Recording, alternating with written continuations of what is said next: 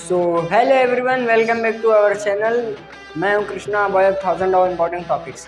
आज मैं आप लोगों को बताने वाला हूं डायरेक्ट और इनडायरेक्ट स्पीच, क्योंकि ये वीडियो बहुत ही खास होने वाला है। लेकिन ये वीडियो खास क्यों होने वाली है, उसकी वजह है कि जिसको इंग्लिश नहीं आती है, जिसको डायरेक्ट नेक्स्ट डर लगता है ना, उसका डर खत्म हो जाएगा इस वीडियो में। तो ये वीडियो एक ब्रह्मास्त्र है डायरेक्ट नेक्स्ट।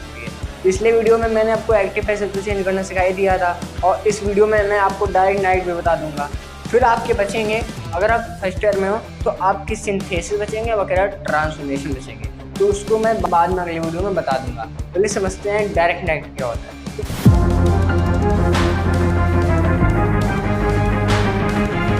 तो डायरेक्ट नाइट क्या होता है, किसी चीज़ को अगर हम किसी से कहते हैं, जैसे मैंने कहा कि राम ने मुझसे कहा कि तुम पागल हो, ठीक है, राम ने मुझसे कहा कि तुम पागल हो, और मैंने यही बात तुम्हें बता दी सीधे सीधे कि राम ने मुझसे कहा कि मैं पागल हूँ, मैं पागल हूँ। उसने कहा कि तुम पागल हो, यानी कि मैं पागल हूँ, उसने मुझसे कहा ना, तो ये मैंने तुमसे बता दिया। तुमने सीधे सीधे वही वर्ड बताए जो राम ने मुझसे कहते।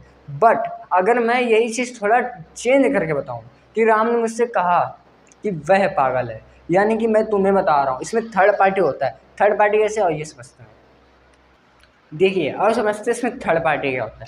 मान लीजिए मैं हूँ, ये मैं हूँ यानी कि आई, ठीक है, ये मेरे फादर हैं और ये तुम हो। इसमें तीन पर्सन होते हैं। देखो, मेरे पापा ने मुझसे कहा, मेरे पापा ने मुझसे कहा, क्या कहा कि मैं तुम्हारे लिए खिलौने लाया हूँ, ठीक है। तो इन्होंने मुझसे कहा कि मैं तुम्हारे लिए खिलौने लाया हूँ। किसके लिए? तुम्हारे, यानी मेरे लिए खिलौने लाए ना। तो अब यही बात मैं अगर उसको बताऊंगा तो मैं कहूँगा कि वो मेरे लिए खाना खिलौने लाए हैं, यानी कि पापा मेरे लिए, पिताजी मेरे लिए खिलौने लाए। मैं ये कहूँगा, ये नहीं कहूँगे कि पापा तुम्हारे लिए खिलौने लाए। पापा ने मुझसे कहा कि मैं तुम्हारे लिए खिलौने लाया हूँ। पापा ने क्या कहा? पिताजी ने मुझसे कहा कि मैं तुम्हारे लिए खिलौने लाया हूँ। बट अगर मैं ये बात तुमसे कहूँगा तो ये नहीं कहूँगा कि मैं तुम्हारे लिए खिलौने लाया हूँ, मैं ये कहूँगा कि पापा जी ने मुझसे कहा कि वो मेरे लिए खिलौने लाए हैं। मैं ये चेंज करके कहूँगा। तो ये तो चेंज हो रहा है, इसमें पापा मुझसे कह रहे हैं, मैं तुमसे कह रहा हूँ, यानी इसमें हमेशा ऑलवेज थर्ड पार्टी होती है, दैट इज इनडायरेक्ट। इतना सबको क्लियर हो गया? ये हमारा इनडायरेक्ट है, इसमें थर्ड पार्टी हो गया। समझे? इतना आपको समझ में आ गया। अब समझते हैं बनते कैसे, इसके रूल क्या होते हैं। देखो, पहले तो डायरेक्ट स्पीच में दो चीज़ें होती हैं। क्या? एक रिपोर्टिंग वर्ब होती है, दूसरी रिपोर्टेड स्पीच होती है। अब ये क्या बला है, इसके बारे में जानते हैं। देखिए, अब समझते हैं कि रिपोर्टिंग वर्ब क्या होती है और रिपोर्टेड स्पीच क्या होता है। देखो, डायरेक्ट नाइट में क्या होता है कि दो ही चीज़ें होती हैं। एक रिपोर्टिंग वर्ब होती है डायरेक्ट स्पीच में, एक होती है रिपोर्टेड स्पीच। यानी कि डायरेक्ट स्पीच में पहले एक रिपोर्टिंग वर्ब होती है, एक रिपोर्टेड स्पीच होती है, क्योंकि यही दो मेन है। क्योंकि अगर ये दो आपको समझ में आ गई ना, और इसकी जो नाउन्स है, प्रोनाउंस, वो आपको बदलने में समझ में आ गया ना, तो आपको पूरा डायरेक्ट नाइट आ गया। और इसके जो टेंस है, आपको वो भी समझना कि वो कैसे बदले आते हैं, और डायरेक्ट नाइट में कुछ नहीं है। मैं आपको इस वीडियो में पूरा बता दूंगा। तो चलिए स्टार्ट करते हैं, शुरू करते हैं। देखिए, डायरेक्ट स्पीच में दो चीज़ें होती है, एक रिपोर्टिंग वर्ब होती है, एक रिपोर्टेड स्पीच होती है। आखिरकार ये रिपोर्टिंग वर्ब क्या होती है भाई, ये भी तुम्हें पता है? ये मैं पता नहीं ना, ये मैं पता नहीं होती क्या है ना, ये पता है क्या होती है। चलिए मैं बताता हूँ बिल्कुल आसान तरीके से। ही सेड टू मी, उसने मुझसे कहा, उसने मुझसे कहा। ये जितना भी आ रहा है ना, इतना, ये इन्वर्टेड कॉमा, ये कॉमन इन्वर्टेड कॉमा, ये कॉमन इन्वर्टेड कॉमा है, ये कॉमा इन्वर्टेड कॉमा है, ये यहाँ से शुरू इन्वर्टेड कॉमा, यहाँ पे खत्म है। तो ये जो इन्वर्टेड कॉमा है ना, इसके अलावा ये जो इतने में आ रहा है ना, इसके अलावा इस तरफ जितना भी बचा है, ये हमारी रिपोर्टिंग वर्ब है। क्या है? ये हमारी है रिपोर्टिंग वर्ब।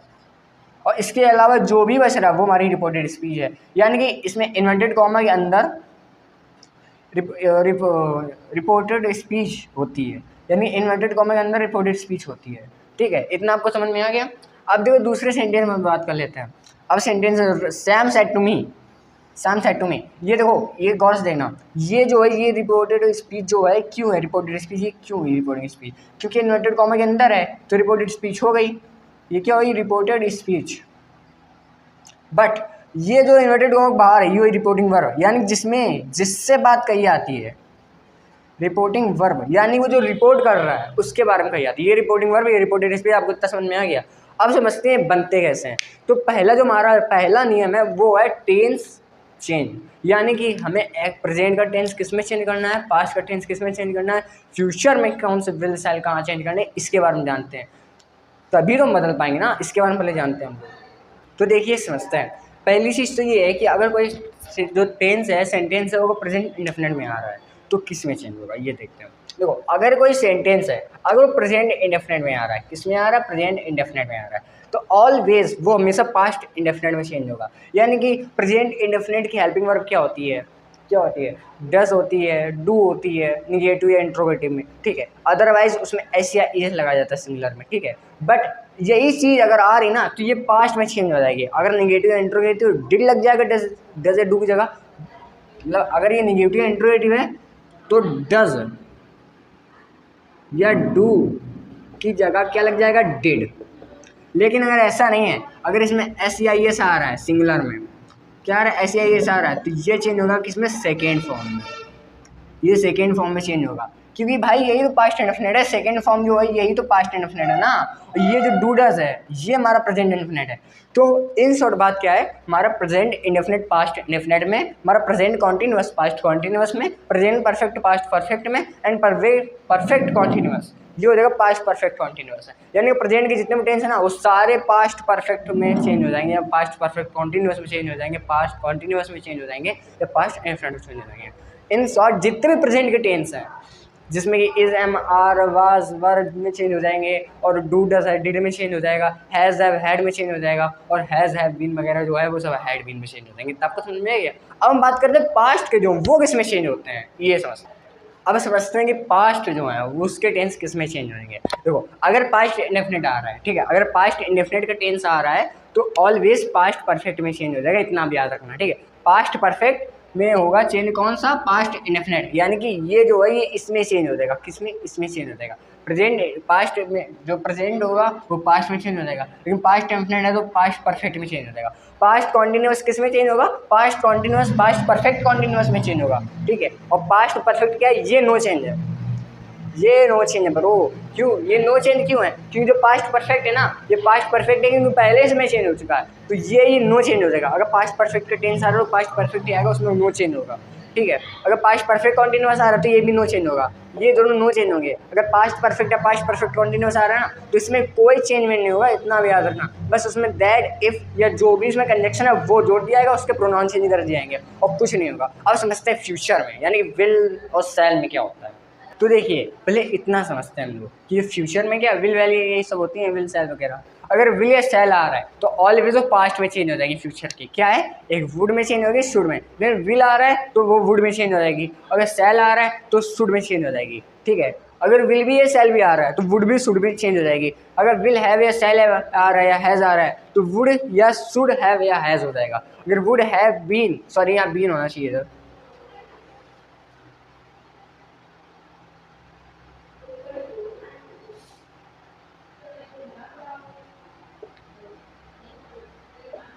ठीक है। अगर विल हैव या शैल हैव या हैज़ बीन आ रहा है तो वुड शुड या हैज़ हैव या बीन में चेंज हो जाएगा, इतना हम लोग समझ लीजिए। पर मैं आपको कुछ ऐसे भी बता दे रहा हूँ जो डायरेक्ट से इनडायरेक्ट में चेंज होते हैं। मैं कुछ ऐसे भी रूल बता दे रहा हूँ। रूल नंबर 2, देखिए, ये कुछ ऐसे वर्ड हैं जो हमारे डायरेक्ट में आते हैं, डायरेक्ट में आते हैं, उसको हम इनडायरेक्ट में चेंज करते हैं तो चेंज हो जाते हैं। वो कौन कौन से हैं, नाउ है, अगर नाउ आ रहा है ना तो उसको देन में चेंज कर देंगे, उसको नाउ नहीं लिखेंगे तो उसको देन लिखेंगे। एगो आ रहा है तो उसको बिफोर लिखेंगे, ठीक है। अगर टुमारो आ रहा है तो उसको द नेक्स्ट डे लिख सकते हैं, या फिर द फॉलोइंग डे लिख सकते हैं, या डे आफ्टर लिख सकते हैं, द डे आफ्टर, ठीक है। अगर ये स्टरडे आ रहा है तो उसको द प्रीवियस डे या नाइट लिख सकते हैं, जो भी हो।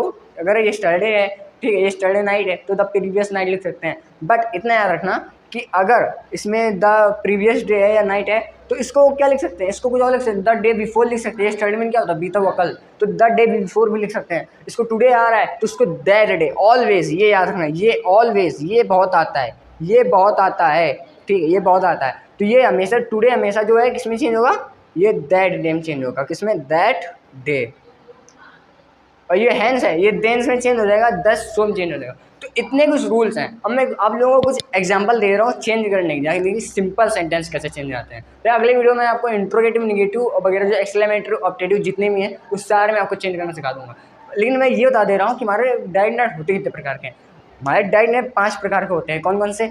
Assertive, interrogative, exclamatory, imperative, optative हो गया।